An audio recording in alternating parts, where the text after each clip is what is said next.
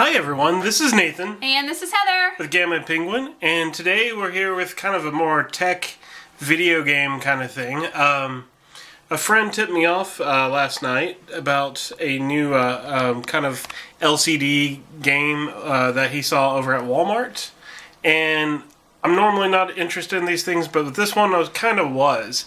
I'm a big retro video game kind of person, and nerd. No. I know, and I have a lot of video games and systems. Yes, he does. From the 80s, and well, actually, I have one from the 70s, but I don't know exactly where that is at the moment. But part of that is I also like to collect kind of like the little electronics, and I'm not a big fan of LCD. I know a lot of people like the old Tiger ones from the 90s. I just never got into them. I mean, Game Boy was probably the first one that really excited me. But I do still collect them from time to time if they're on closeout or if they're cheap. This one, though, is different. It's cute. Oh, yes. What I got is the Basic Fun Arcade Classics Q*bert cabinet.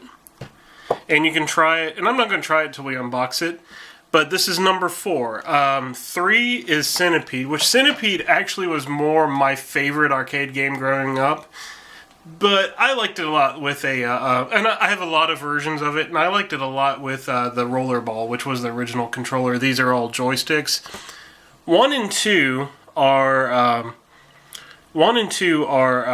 Pac-Man and Space Invaders, and a lot of those are common. You can buy a lot, but also, while this series is by a company called Basic Fun, which I'll get to in a second. But 1 and 2, the Pac-Man Space Invaders, they don't look as arcade cabinet like as this one. They're a little too shallow. Graphics on the side is really cute. Yeah, with this one, as you can see, and I love that they put the side window in, you can see that they really made an effort on these two, which the Centipede and this one, to get them looking more like the arcade cabinet. And you got a cool box on the back. I think they did a great job with the art, with the... The packaging's nice. It's very cool. I like cool packaging. Definitely. Packaging is what sells this kind of stuff. So, Q*bert, I actually did not play Q*bert in arcades when I was a kid. No, I didn't either. It wasn't until I played a version on my phone, and I'm kind of... It's sad to admit that, because I have a lot of arcade games. I've been into a lot of things. I even have an arcade cabinet. And to tell you the truth, I don't know why it took me that long. But it did kind of become one of my favorites. And so, now I will show you. Let's go ahead and unbox this. Did you say how much it retails for? Yes, it retailed for $19.96 over at Walmart. Not bad. Exactly. So around $20. Yeah, and that's the main reason I went for it. It's not bad. What sold me was the others started at $19.96, but I'm going to get to the main reason here in a second. But this one I think is really worth the extra money. Okay, so we got the box. So the company Basic Fun, I have been a fan of theirs in the back. They've been around, I think, for about 20 years, making, keychains, and a lot of their keychains are... Oh, these are those things where you have to twist them and pop. Twist and pop. There. But their focus over the years has been miniaturization. Miniaturization of old popular stuff. Like back in the late '90s, they had old Hasbro games. This has actually been pretty easy to unpack. I thought it was going to be a lot harder. So just to look at this, you've got your start and pause, your joystick. The Centipede has a button right here for fire. Q*bert is just a directional game where you're just trying to beat...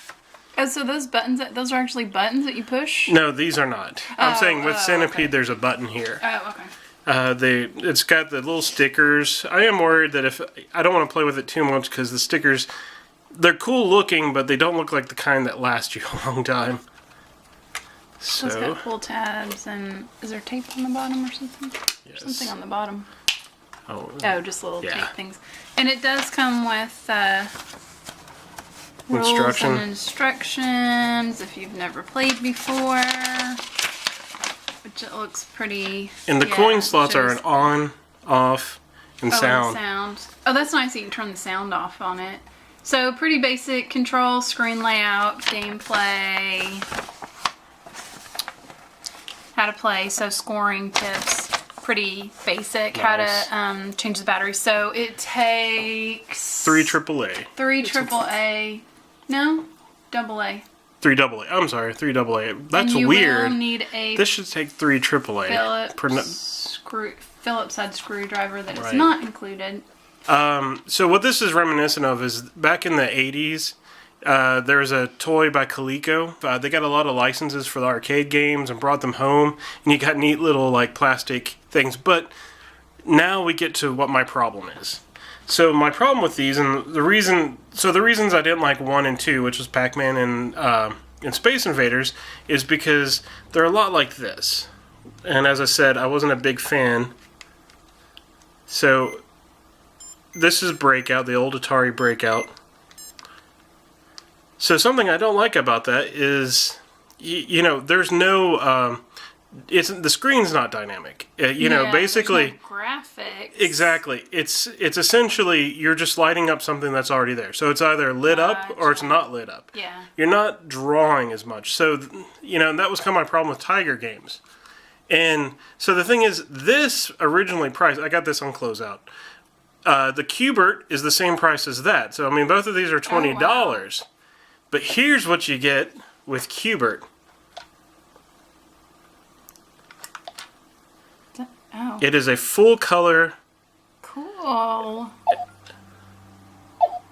As you can see. Camera reflection, maybe tip it. Now we get our reflection. So as you can see, it has a really cool attraction screen. Attraction screen is just something on an arcade cabinet to try to get people enticed into playing. So the controls.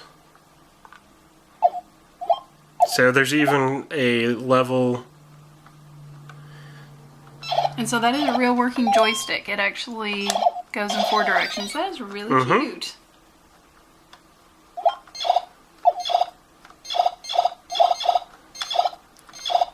So as you can, the purpose of Q*bert is to color all of those. Sorry, it's a 3-dimensional game that's made on a tilted axis. So you have to jump on each square and not have a ball fall on you. Is that right? Or whatever those things. What is that that's falling down? And as you can see, you get the Q*bert. Are those balls that are falling? No, those are kind of like slimes. They're one of the bad guys. So you have a snake. Like I haven't played this very much. So once you color it, you go to the next screen. But as you can see, that is a fully dynamic color screen. That's pretty impressive for something so tiny. Like, there's my finger. That's how small that screen is.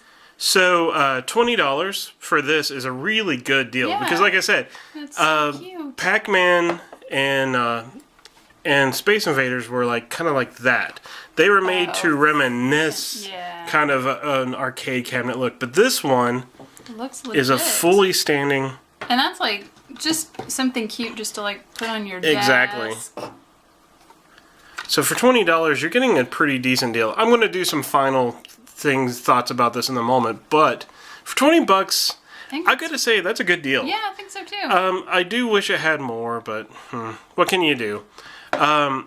I wanted to cover Basic Fun. So Basic Fun has been around for about 20 years, and can I play while you talk? So Basic Fun's been around for about 20 years, and what they kind of got started is miniaturizations of old pop culture things. Like, I think they would have like Silly Putty in a container, Play-Doh on a keychain, Operation. I know what you're talking about. All of those games, and they were fully operational. Then they started making like mini skee-ball and stuff like that. So I've kind of enjoyed their work, and I mean, as someone who enjoys pop culture, they've always been neat.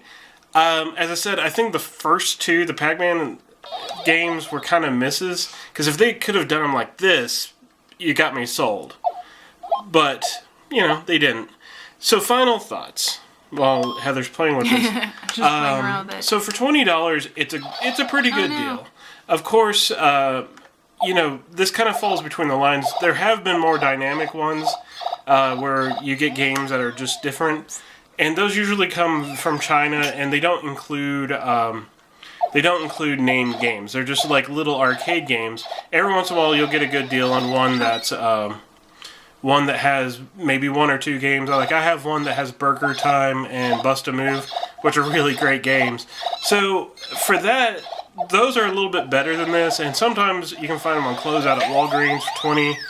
Those are better for the game content. But this one, just for the fact that it looks like the arcade cabinet, I think is a great deal. It's actually pretty easy.